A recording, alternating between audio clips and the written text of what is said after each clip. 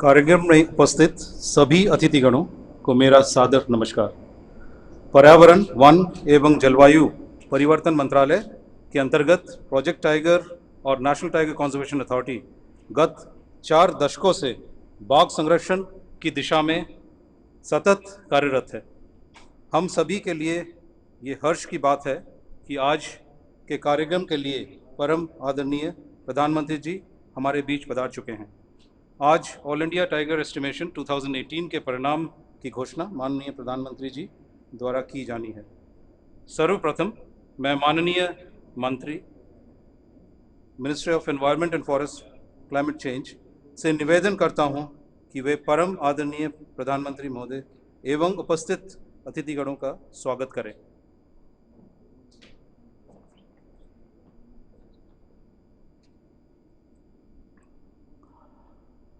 माननीय प्रधानमंत्री जी, मेरे साथी राज्य मंत्री बाबुल सुप्रियो,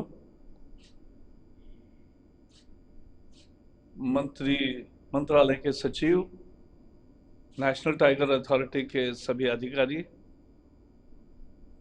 एक बाघों का मिशन ही है और उससे जुड़े हुए सभी लोग यहाँ सामने बैठे हैं। आप सबका तहे दिल से स्वागत है। आज हमारा परम भाग्य है कि प्रधानमंत्री जी स्वयं देश में 4 साल में बाघों की संख्या की स्थिति क्या है और अब क्या हुआ है, ये बताएंगे। 4 साल पहले मैंने जब आंकड़ा लिखा था बोर्ड पर 2226, तब लोगों को बहुत अच्छा लगा था कि भारत आगे बढ़ रहा है। लेकिन मुझे पूरा विश्वास है कि इस बार तो और अच्छी तरक्की हमने की होगी और वो इसका एक कारण है कि हमारे जीवन शैली का हिस्सा है, हमारे संस्कृति का धरोहर की हिस्सा है कि हम प्राणियों को भी चराचर सृष्टि का हिस्सा मानते, उनको सगे सोयरे मानते हैं। तो इसमें एक बहुत महत्वपूर्ण भाव है हमारे जीवन का। सारी वनस्पति और सारी प्राणी सृष्टि भी हमारे जीवन का एक हिस्सा है। ये चौथे साइकिल का आज रिलीज होगा और ये सर्वे मुझे बहुत बधाई देनी है जो भी लोग इसमें इन्वॉल्व थे। 3.8 लाख 3,80,000 स्क्वायर किलोमीटर का सर्वे हुआ। जो पैदल गए लोग इसको देखने के लिए वो 5,20,000 किलोमीटर उन्होंने घुमा, स्क्वायर किलोमीटर।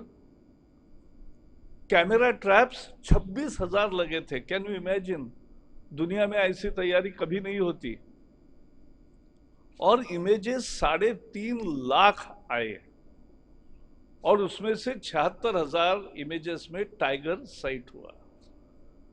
और पहले मुझे भी लगता था कि एक टाइगर दूसरा टाइगर एक सरीखा होगा, लेकिन बाद में मुझे अधिकारियों ने बताया कि ऐसा नहीं होता, उसका भी पहचान किया जा सकता है, हर एक का एक अलग। ये प्रकृति की योजना है और इसलिए आज भारत इसमें गौरवशाली, इस इतिहास में इकोलॉजी को प्रोटेक्शन के इस अद्भुत दुनिया में भारत अग्रणी है। और प्रधानमंत्री जी, आपको याद होगा 4 साल पहले आपने जो 13 देश बाघों का संरक्षण करते हैं या जहां बाघ है, उनके मंत्रियों के परिषद को आपने मार्गदर्शन किया था और दुनिया से भी अपेक्षा की थी कि ये प्रकृति का संरक्षण हम करें। और उसका एक उदाहरण है बाघों का संख्या, बाघों की बाढ़, क्योंकि पूरा जंगल इकोसिस्टम कैसे है वो उससे पता चलता है। मुझे एक और खुशी की बात है कि पिछले 5 साल में जो फॉरेस्ट कवर देश में बढ़ रहा है, 15 से 17 तक तो 8,000 स्क्वायर किलोमीटर बढ़ा है, लेकिन 14 से 19 तक अगर हम देखेंगे तो लगभग 15,000 स्क्वायर किलोमीटर से भी ज्यादा ये फॉरेस्ट कवर देश का बढ़ा है। देश के पास जमीन कम है, पानी कम है और फिर भी और डिमांड ज़्यादा है, लोगों की संख्या ज़्यादा है, पशुओं की संख्या ज़्यादा है, फिर भी हमारा अगर जंगल बढ़ रहा है तो हम एक सस्टेनेबल ग्रोथ के रास्ते पर चल रहे हैं। और प्रधानमंत्री जी, आपने जो विजन दी है कि विकास भी होगा और पर्यावरण का संरक्षण भी होगा, वही हो रहा है। और अभी 14वें, एक अंत में कहूंगा मैं, 14वें वित्त आयोग ने लगभग ये कहा था कि 7.5% ये बजट उसका रहना चाहिए पर्यावरण का और जंगल और फॉरेस्ट का। लेकिन अनेक राज्यों में नहीं होता, क्योंकि वो अलग से लिखा नहीं था। जब केंद्र ने 32 से 42% किया तो उसका एक बड़ा हिस्सा इसके संरक्षण में भी जाना चाहिए। और इसलिए मुझे विश्वास है कि 15वें वित्त आयोग में भी ये मुद्दा आएगा। आज हमारा भाग्य है कि प्रधानमंत्री जी यहाँ आए हैं और वही खुद टाइगर की रिलीज करेंगे। आज पूरी दुनिया देखेगी, आज पूरी दुनिया देश को नवाजेगी और पूरी दुनिया सलाम करेगी बीजेपी भारत को कि एक प्रकृति का इतना बड़ा काम और प्राणी संरक्षण और बाघों के विकास का इतना बड़ा काम भारत ने किया है। और इसलिए प्रधानमंत्री जी, आपका तहे दिल से स्वागत है।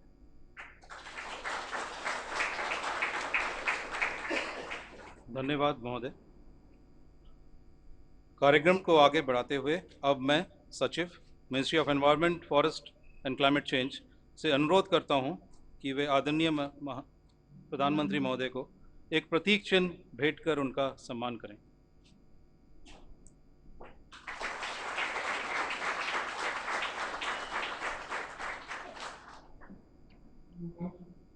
आज इस कार्यक्रम में 3 विभिन्न रिपोर्ट्स का विमोचन किया जाना है।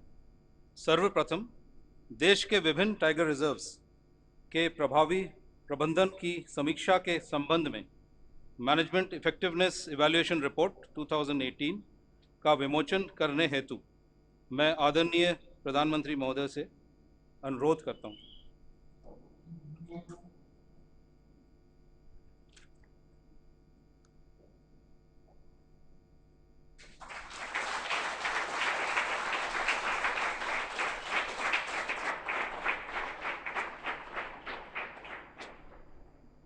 Presentation of award.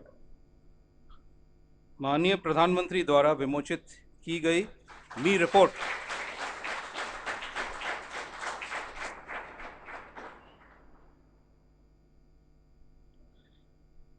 माननीय प्रधानमंत्री द्वारा विमोचित की गई मी रिपोर्ट के अनुसार देश के सभी टाइगर रिजर्व्स में बाघ संरक्षण एवं प्रबंधन की दृष्टि से सबसे बेहतर प्रगति करने हेतु सत्यमंगलम टाइगर रिजर्व तमिलनाडु को चुना गया है। V Naganathan, field director, Sathyamangalam tiger reserve से अनुरोध है कि वे माननीय प्रधानमंत्री से पुरस्कार ग्रहण करें।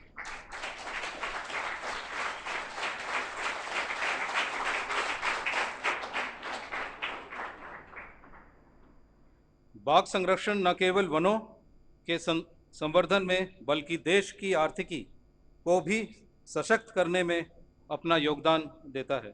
एनटीसीए और Indian institute of forest management Bhopal के पार्टनरशिप में देश के 10 विभिन्न टाइगर रिजर्व्स के इकोलॉजिकल सर्विसेज का इकोनॉमिक वैल्यूएशन किया गया है।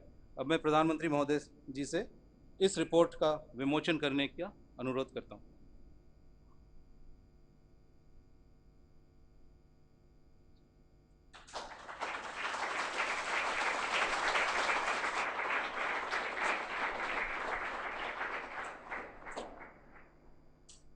Release of document. All India tiger estimation 2018 को देश भर के टाइगर रिजर्व्स व उसके आसपास के क्षेत्र में बहुत बड़े स्तर पर वन विभाग के फ्रंटलाइन स्टाफ, वैज्ञानिकों व स्थायी लोगों के सहयोग से संपादित किया गया है। इस एस्टिमेशन प्रोसेस पर एक डॉक्यूमेंट्री फिल्म बनाई गई है। मैं प्रधानमंत्री महोदय से अनुरोध करूंगा कि बटन दबाकर काउंटिंग टाइगर फिल्म के ट्रेलर को जारी करें।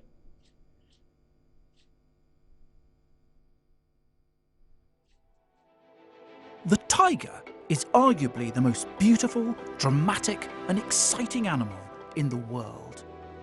The thrill of watching a tiger in the wild is an experience no one will ever forget. But for how much longer will we be able to enjoy this privilege? There are less than 4,000 tigers left in the world, and those that remain are under constant threat. Over 70% of the world's tigers live here in India. So what happens to India's tigers will have a profound effect on the future of this animal. Every 4 years, the Indian government undertakes a count to check the health of the population of tigers. If the number's gone up, all well and good. If it's gone down, things are looking grim. But how do you count tigers accurately? Foresters and scientists will trek across 500,000 square kilometres to collect physical signs of tigers. Our camera teams will accompany the scientists and thousands of forest officials as they look for tigers across an astonishing range of India's landscapes.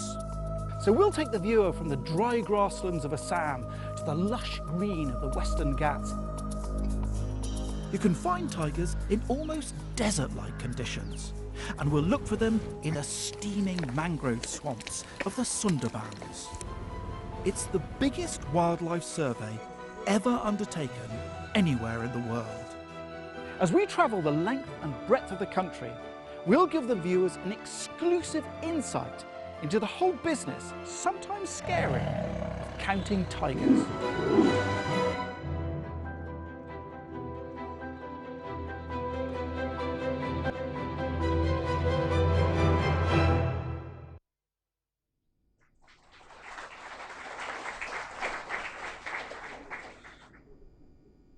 अब हम कार्यक्रम के सबसे महत्वपूर्ण घड़ी में पहुंच चुके हैं। वर्ष 2006 से शुरू होकर प्रत्येक 4 वर्ष में होने वाले ऑल इंडिया टाइगर एस्टिमेशन के परिणामों का पूरे विश्व के संरक्षण समुदाय को इंतज़ार रहता है। माननीय प्रधानमंत्री महोदय से ये अनुरोध है कि ऑल इंडिया टाइगर एस्टिमेशन 2018 की रिपोर्ट का विमोचन करें।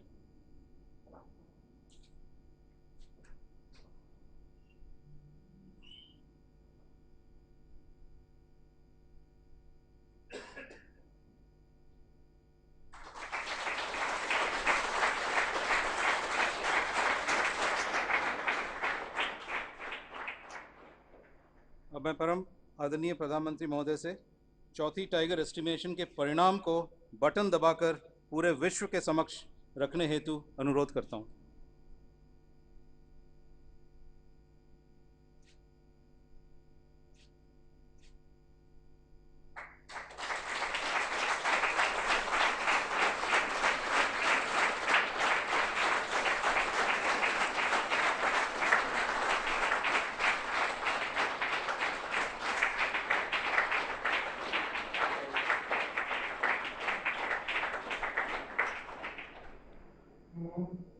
माननीय प्रधानमंत्री जी से अनुरोध करूंगा कि इस कार्यक्रम में अपने आशीर्वचनों से हम सबको अनुग्रहित करें।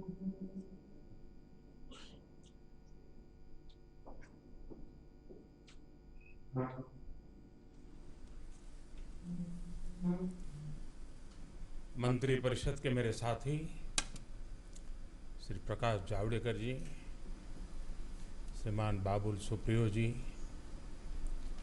यहाँ उपस्थित अन्य सभी महानुभाव, सबसे पहले आप सभी को ग्लोबल टाइगर डे की बहुत बहुत शुभकामनाएं।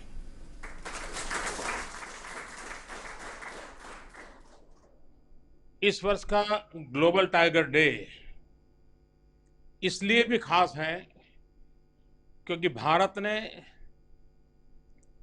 एक ऐतिहासिक उपलब्धि हासिल की है। इस उपलब्धि के लिए मैं आप सभी को, दुनिया भर के वन्यजीवी प्रेमियों को, इस मिशन से जुड़े हर अधिकारी, हर कर्मचारी और विशेषकर वन प्रदेशों में रहने वाले हमारे आदिवासी भाइयों बहनों को हृदय से बहुत बहुत बधाई देता हूं।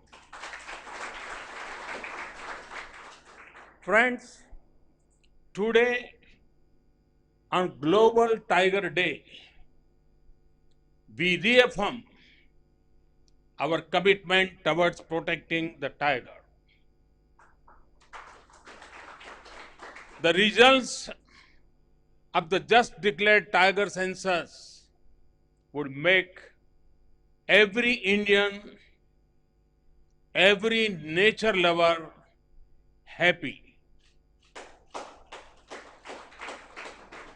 9 long years ago, it was decided in St. Petersburg that the target of doubling the tiger population would be 2022.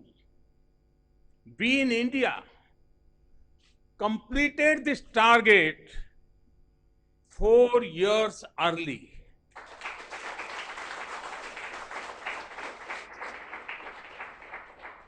The speed and dedication with which various stakeholders work to achieve this is remarkable.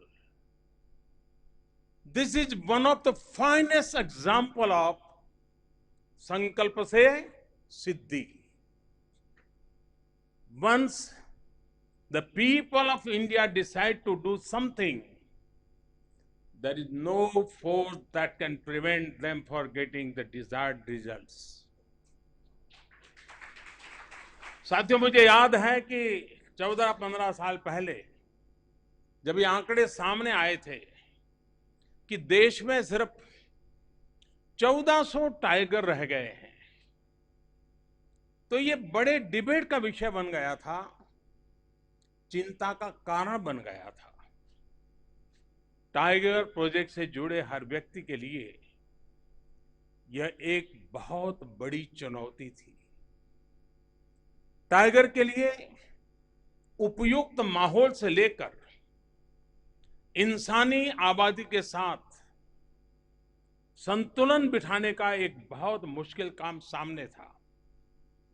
लेकिन जिस प्रकार संवेदनशीलता के साथ आधुनिक तकनीक का उपयोग करते हुए इस मुहिम को आगे बढ़ाया गया, वह अपने आप में बहुत ही प्रशंसनीय है। आज हम गर्व के साथ कह सकते हैं कि भारत करीब 3000 टाइगर्स के साथ दुनिया के सबसे बड़े और सबसे सुरक्षित हैबिटाट्स में से एक है।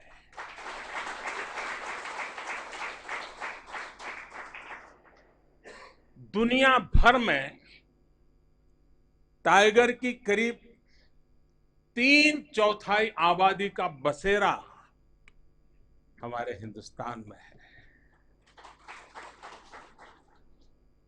यहां उपस्थित आप में से कई लोग ये भी भली भांति जानते हैं कि वाइल्ड लाइफ इकोसिस्टम को समृद्ध करने का यह अभियान सिर्फ टाइगर तक ही सीमित नहीं है। गुजरात के गीर के जंगलों में पाए जाने वाले एशियाटिक लायन और स्नो लेपर्ड के संरक्षण की योजना पर भी तेजी से काम हो रहा है।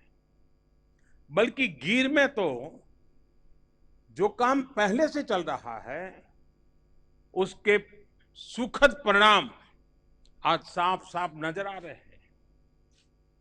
वहां के शेरों की संख्या 27% तक 27% तक बढ़ी है। मुझे खुशी है कि भारत की बेस्ट प्रैक्टिसेस का लाभ टाइगर रेंज के दूसरे मित्र देशों को भी मिल रहा है। आज नेशनल टाइगर कंजर्वेशन अथॉरिटी चीन, रूस समेत 5 देश समझौता कर चुके हैं और जल्द ही दूसरे देशों के साथ समझौता भी तय है। ग्वाटेमाला तो अपने यहां जेगुआर कंजर्वेशन के लिए भी हमसे तकनीकी मदद ले रहा है। वैसे ये भी दिलचस्प है कि टाइगर सिर्फ भारत ही नहीं, कई और देशों में आस्था का प्रतीक है। भारत के अलावा मलेशिया और बांग्लादेश का राष्ट्रीय पशु बाघ ही है। चीनी संस्कृति में तो टाइगर ईयर मनाया जाता है। यानी एक तरह से देखें तो टाइगर से जुड़ी कोई भी पहल कई देशों को, वहां के लोगों को कई तरह से प्रभावित करती है। Friends, human empowerment is incomplete without a better environment. And so, the way ahead is in collectiveness instead of selectiveness. We need to take a broad-based and holistic look at environmental conservation. There are several plants and animals out there that need our help. What is it that we can do? Either through technology or human action to give them a fresh lease of life so that they can add beauty and diversity to our planet. Also, there is a very old debate, development or environment. And both sides present views as if each is mutually exclusive. लेकिन हमें सह अस्तित्व को भी स्वीकारना होगा और सह यात्रा के महत्व को भी समझना होगा। I feel it is possible to strike a healthy balance between development and environment. और हमारा तो देश ऐसा है कि जहां हमें हजारों साल से सह अस्तित्व की शिक्षा दी गई है। हमारे पूर्वजों ने जो भगवान की कल्पना की और सह अस्तित्व का उदाहरण उसमें महसूस होता है। ये सावन मास है, सोमवार है, शिव जी के गले में सांप है और उसी परिवार के गणेश जी का आसन चूहा है। सांप चूहे के खाने की आदत रखता है, लेकिन शिव जी अपना परिवार में सह अस्तित्व का संदेश देते हैं। ये अपने आप में हमारे यहां किसी परमात्मा की कल्पना पशु, पंखी, पौधे के बिना नहीं की गई है, उसके साथ जोड़ा गया है। In our policies, in our economics, we have to change the conversation about conservation. We have to be both smart and sensitive and create a healthy balance of environmental sustainability and economic growth. India will prosper both economically and environmentally. India will build more roads and India will have cleaner rivers. India will have better train connectivity and also greater tree coverage. India will build more homes for our citizens and at the same time create quality habitats for animals.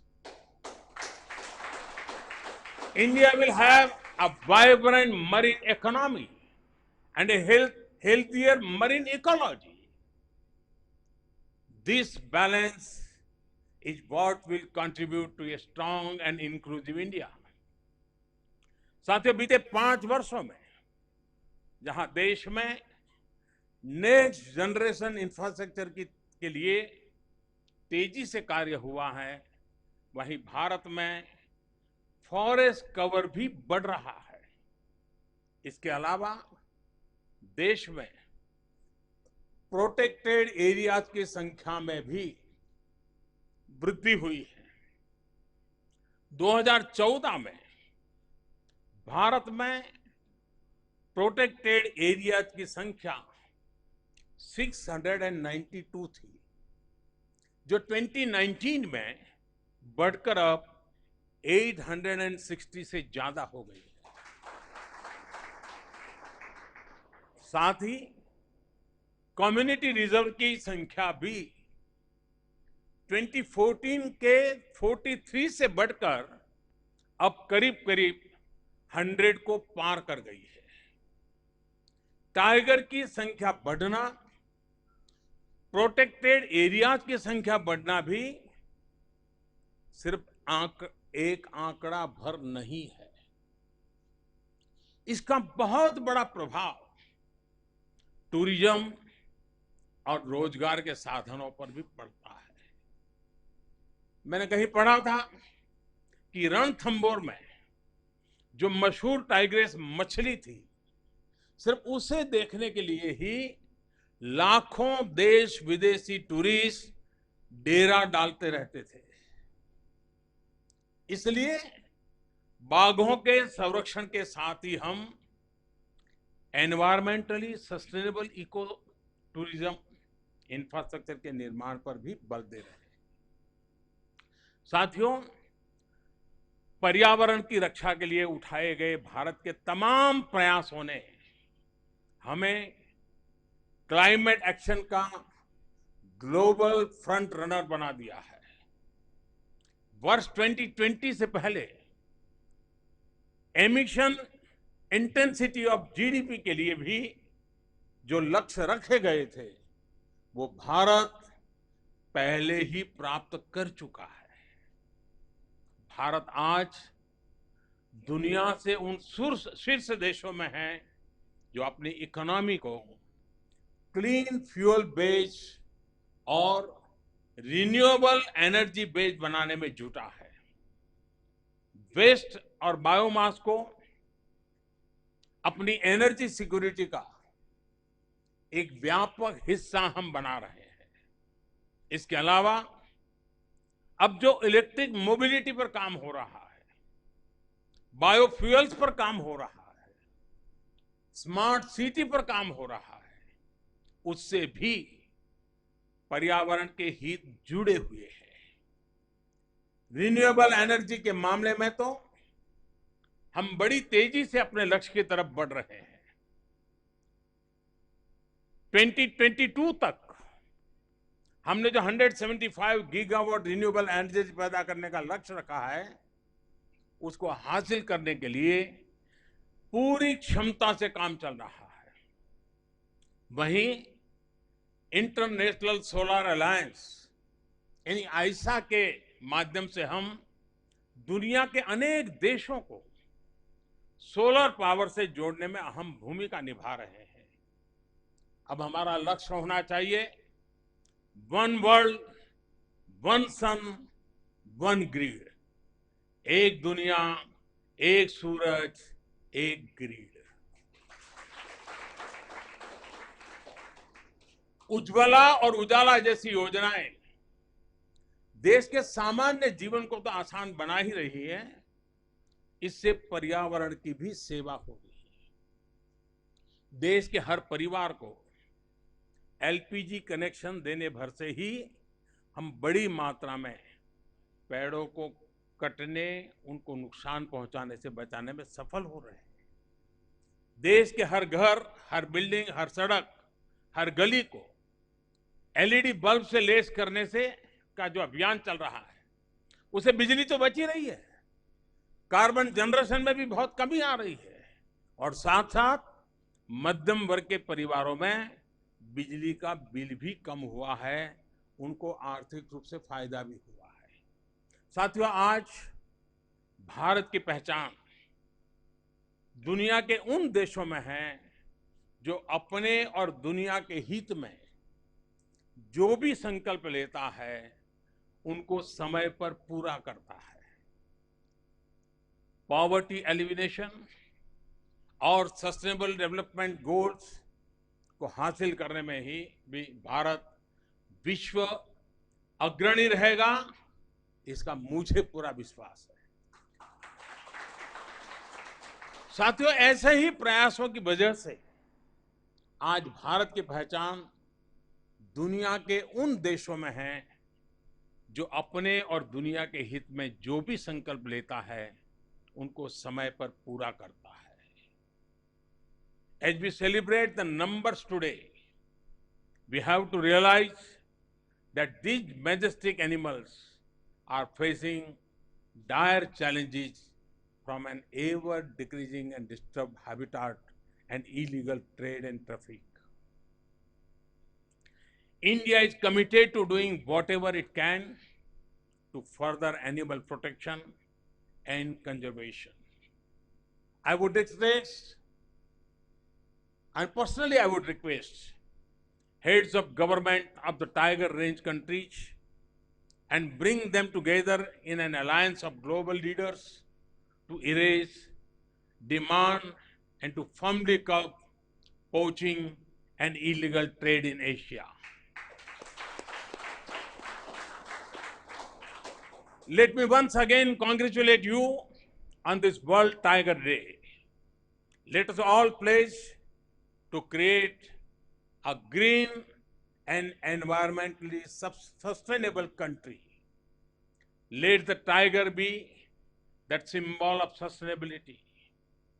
मैं इस क्षेत्र से जुड़े सभी लोगों से यही कहूंगा कि जो कहानी एक था टाइगर के साथ शुरू होकर टाइगर जिंदा है तक पहुंची है, वो वहीं न रुके। केवल टाइगर जिंदा है इससे काम नहीं चलेगा। और कभी पहले सिनेमा वाले गाते थे बागों में बहार है, अब सुप्रियो जी गाएंगे बागों में बहार है।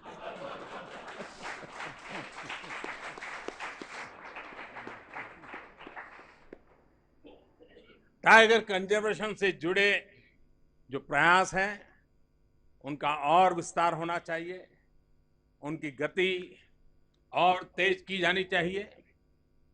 इसी उम्मीद, इसी विश्वास के साथ एक बार फिर आप सभी को बहुत बहुत बधाई और शुभकामनाएं देता हूं। बहुत बहुत धन्यवाद।